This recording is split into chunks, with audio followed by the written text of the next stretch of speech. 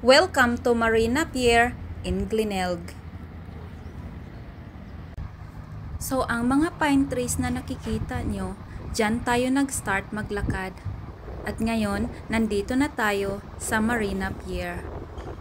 Ito naman ang isa sa mga apartment dito sa Marina. Ayan o, maraming boat na nakapark. At ang building na yan ay may fancy restaurants and bars. Tara, mag-explore tayo dito sa Marina Pier. Ito na ang sinasabi kong fancy restaurants and bars. Masarap mag-spend ng special occasion dito. Sa dulo nitong nilalakaran natin, ay ito ang makikita mo. So, let's enjoy the view.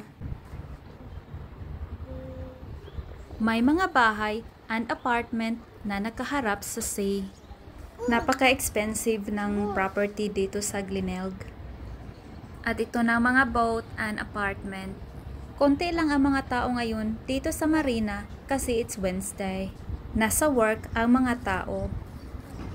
Yeah. Yeah. Yeah. Yeah. Yeah. Are you loving the view? Huh? You love the view, Savannah? Hmm?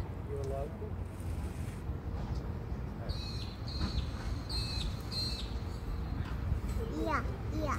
Yeah. Yeah. Yeah. Yeah. Yeah. Ah. Ah. Ah.